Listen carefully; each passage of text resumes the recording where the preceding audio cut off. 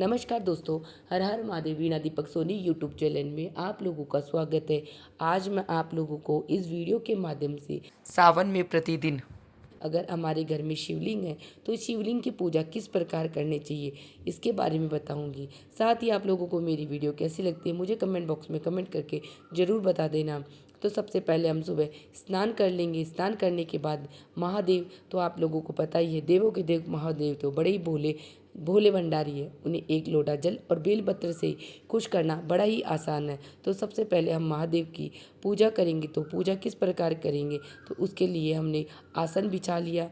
आसन बिछाने के बाद में एक प्लेट जिसमें हमें महादेव की पूजा करनी है, उस प्लेट में हम चंदन से स्वस्तिक बना के भगवान भोलेनाथ को विराजमान कर लेंगे। तो भगवान भोलेनाथ को 3 बार स्नान करवाना ये नियम है।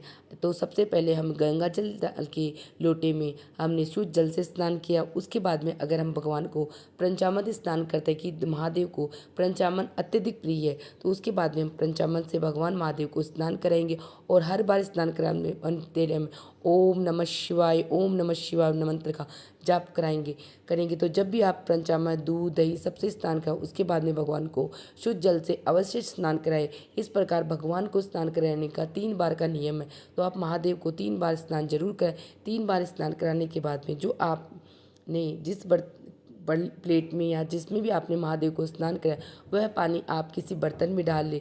उसको आप पंचामृत के रूप में भगवान का ग्रहण कर सकते और आप अपने घर में भी छिड़क सकते। उसके बाद में भगवान महादेव को चंदन अत्यधिक प्रिय है, तो उसके बाद में हम महादेव को चंदन से स्नान कराएंगे। उसके बाद में पुनः हम शुद्ध जल से स्नान कराएंगे और ये सारा पानी हम एक बर्तन में इकट्ठा कर लेंगे। उसके बाद में हमने भगवान महादेव को जिस प्लेट में स्नान करवाया था उस प्लेट को पोंछ लेंगे और उसके बाद में उसमें चंदन से स्वस्तिक बना देंगे। स्वस्तिक बनाने के बाद में भगवान महादेव को विराजमान कर लेंगे। आप सभी को पता है महादेव को अत्यधिक प्रिय है और हर बार पूजा करते हुए जब हम ओम नमः शिवाय मंत्र का जाप करते रहेंगे। उसके बाद में भगवान महादेव को इत्र की मालिश देंगे, क्योंकि महादेव की कोई भी देवी देवता हो अगर उन्हें इत्र की मालिश दी जाए तो वह अत्यधिक जल्दी प्रसन्न हो जाते हैं और हमें जल्दी ही पूजा कर सकते हैं। उसके बाद में भगवान को हम जनेऊ वस्त्र के रूप में जनेऊ या आपके पास मोली हो तो मोली को भी चढ़ा सकते हैं, लेकिन भगवान महादेव आप सबको पता है उन्हें जनेऊ अत्यधिक प्रिय है। तो जनेऊ चढ़ाने के बाद में हमने महादेव को चंदन का तिलक लगाया जो हम कार्तिकेय जी नंदी सभी के स्थान पे लगा के फिर भगवान के त्रिपुण बना देंगे। त्रिपुण बनाने के बाद में भगवान को अक्षत आप सभी को पता है बहुत प्रसन्न है। भगवान को खंडित अक्षत नहीं चढ़ाए, चाहे एक चावल का दाना ही चढ़ा देना। उसके बाद में भोग के लिए आपके पास ड्राई फ्रूट्स कुछ भी हो नहीं हो तो आप मिश्री का भोग भी भगवान को चढ़ा सकते हैं। मिश्री का भोग लगाने के बाद में आप सभी को पता है भगवान महादेव को बेलपत्र अत्यधिक प्रिय है। अगर आपके पास ज़्यादा नहीं हो तो अगर 1 या 2 बेलपत्र भी मिल जाए तो महादेव तो इसी से भी खुश हो जाते हैं। तो महादेव को भगवान भोले भंडारी को महादेव जी को सभी बेलपत्र पे चंदन का तिलक लगा के अर्पित कर देंगे।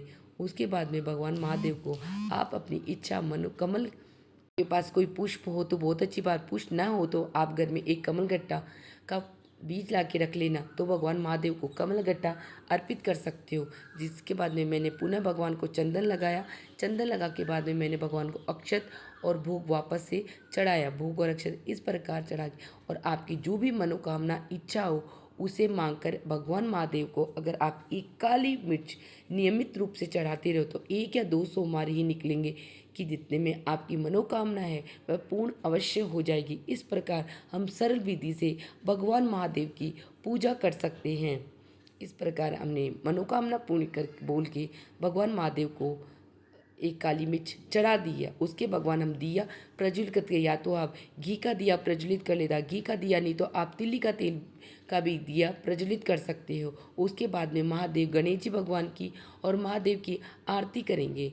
आरती करने के बाद में हमारी पूरी पूजा विधि संपन्न हुई। इस प्रकार हम सरल विधि से महादेव की प्रतिदिन पूजा कर सकते हैं।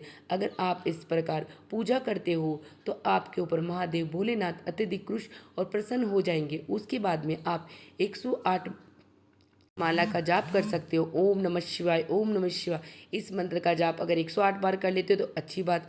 अगर आपके पास समय नहीं है तो हम 8 बार भी मंत्र का उच्चारण करके अपनी मनोकामना पूरी करके भगवान की पूजा संपन्न कर सकते हो। इसके बाद आपने जो दिया प्रज्वलित किया उसके पार जल लेके 3 बार घुमा के आचमन करें। इस प्रकार आचमन करने से भगवान पूजा संपन्न हो जाती है। उसके बाद में भगवान को आरती देके और जिस आसन पे बाद में आपने आसन में विराजमान होकर आपने पूजा की थी उस आसन को 2 बार प्रणाम करके आप खड़े होना, क्योंकि इस प्रकार अगर हम आसन को प्रणाम करके नहीं खड़े होते तो कहते अपनी पूजा का फल इंद्रदेव को चला जाता है। उसके बाद आसन के नीचे थोड़ा सा जल डाल देना जिससे आपकी पूजा संपन्न हुई। अगर इस प्रकार आप नियमित रूप से महादेव की पूजा करते हो तो आपकी जो भी मनोकामना इच्छा है वह जल्द से जल्द पूरी हो जाएगी। आप सबको मेरी पूजा विधि कैसी लगी मुझे कमेंट बॉक्स में हर हर महादेव लिख के ज़रूर बताना। और वीडियो पसंद आई तो वीडियो को लाइक करना और चैनल को सब्सक्राइब करना जिससे आने वाली वीडियो का नोटिफिकेशन आप लोगों को प्राप्त हो सके। वीडियो देखने के लिए आप सभी का धन्यवाद। मिलते हैं नेक्स्ट वीडियो में।